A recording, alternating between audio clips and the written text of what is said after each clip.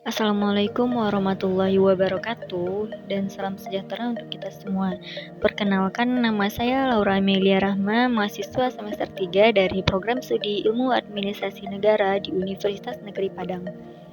Semoga apa yang saya sampaikan dapat memberikan pemahaman yang lebih jelas mengenai topik kita nanti.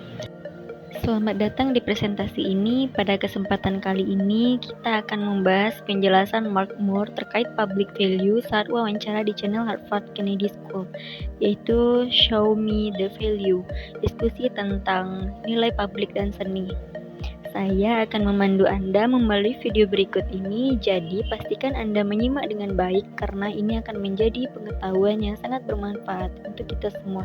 Mari kita mulai. Baik, sebelum kita memasuki slide-slide selanjutnya, alangkah baiknya kita akan membahas poin-poin yang ada di video tersebut terlebih dahulu. Yang pertama, video ini dimulai dengan sambutan yang mengakui pemilik tanah tradisional dan mengungkapkan rasa terima kasih kepada para hadirin, termasuk para pemikir termuka dalam nilai publik. Selanjutnya, pembicara membahas percakapan yang sedang berlangsung di Cupak mengenai nilai publik dipengaruhi oleh kunjungan sebelumnya dari Mark Faye.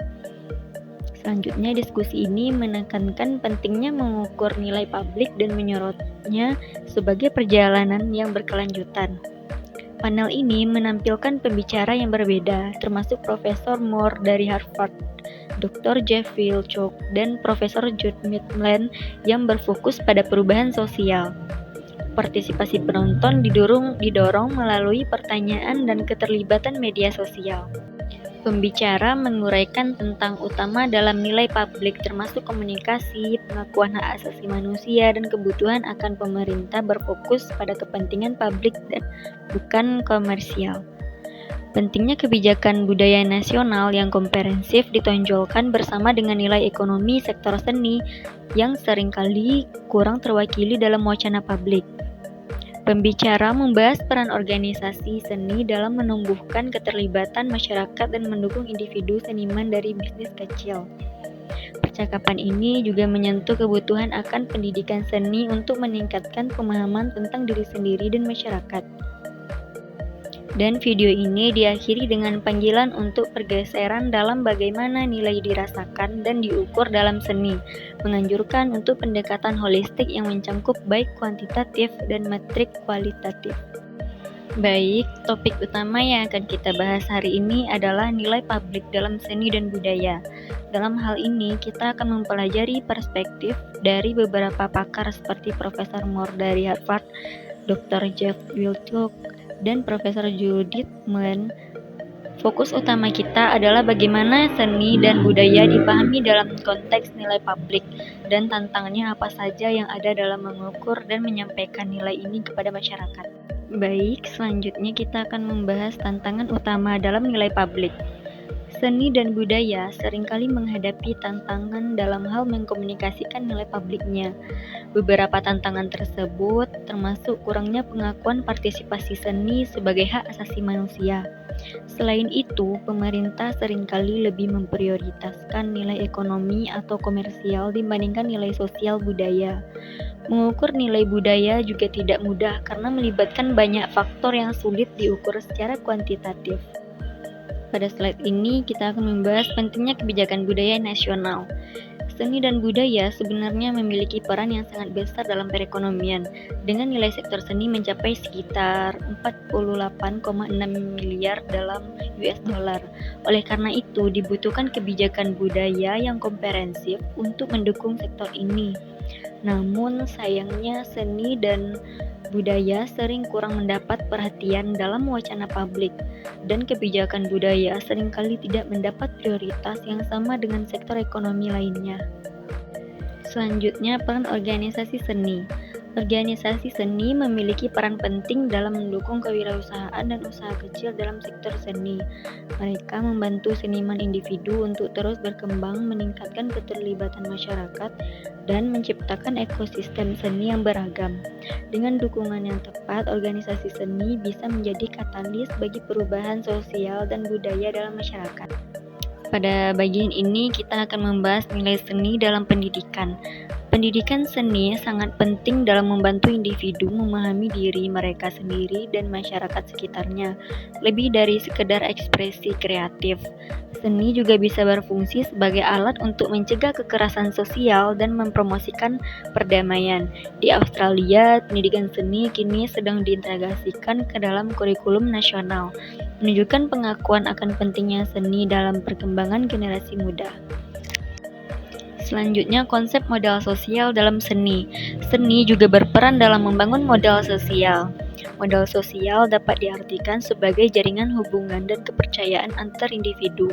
Terdapat dua jenis modal sosial yang perlu diperhatikan, yaitu modal sosial ikatan yang memperkuat hubungan dalam kelompok, dan modal sosial menjembatani yang menghubungkan antar kelompok berbeda. Seni memainkan peran penting dalam membangun kedua jenis modal ini, dengan cara mempertemukan individu dari berbagai latar belakang dan menciptakan rasa kebersamaan. Selanjutnya, seni dan ketahanan emosional. Seni juga memiliki kemampuan untuk meningkatkan ketahanan emosional masyarakat, terutama dalam menghadapi masa-masa sulit.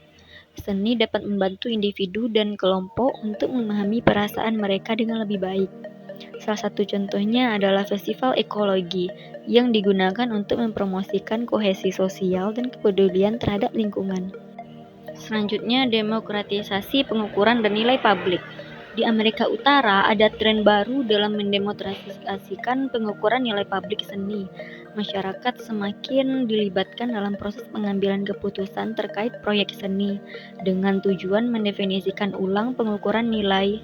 Pendekatan yang dipimpin seni ini melihat intervensi komunitas sebagai cara untuk meningkatkan atau menciptakan nilai yang lebih signifikan daripada sekedar angka-angka. Berikutnya, tantangan pengukuran nilai seni. Mengukur nilai seni tidak hanya bisa dilakukan dengan metrik kuantitatif. Narasi dan cerita dari masyarakat yang terlibat juga penting untuk dipertimbangkan.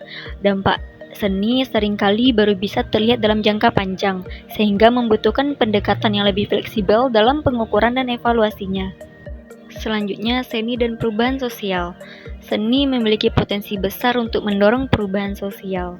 Contoh yang baik adalah bagaimana kepolisian komunitas dapat mengubah persepsi masyarakat tentang polisi melalui pendekatan yang lebih manusiawi. Dengan cara yang sama, seni bisa digunakan untuk meningkatkan pemahaman dan empati dalam bermasyarakat. Selanjutnya, manajemen data dalam sektor seni. Dengan semakin banyaknya data yang tersedia, sektor seni perlu lebih baik dalam mengelola dan memanfaatkannya. Tantangan utama adalah memastikan bahwa data tersebut bisa diakses publik dan digunakan untuk mendukung inisiatif seni yang beragam. Hal ini juga melibatkan keseimbangan antara kepentingan mainstream dan niche, terutama dalam festival seni. Next, evolusi seni di Australia. Di Australia, seni mengalami evolusi dari sekedar pengajaran mulia menjadi bagian penting dari pariwisata budaya. Ada kolaborasi yang meningkat antara sektor seni dan pariwisata, yang memperkaya pengalaman seni bagi pengunjung dan peserta lokal. Partisipasi anak-anak dalam seni juga meningkat sejak tahun 2000, menunjukkan tren positif dalam pemahaman seni di kalangan generasi muda. Selanjutnya, memanfaatkan data untuk menunjukkan nilai seni. Studi kasus Museum Queensland menunjukkan bahwa organisasi budaya memiliki nilai yang inheren dalam masyarakat. Namun, tantangan tetap ada dalam hal alokasi sumber daya, terutama antara sektor seni dan institusi lainnya. Data bisa membantu menunjukkan nilai ini dengan lebih jelas dan mendukung kebijakan yang lebih adil bagi sektor seni.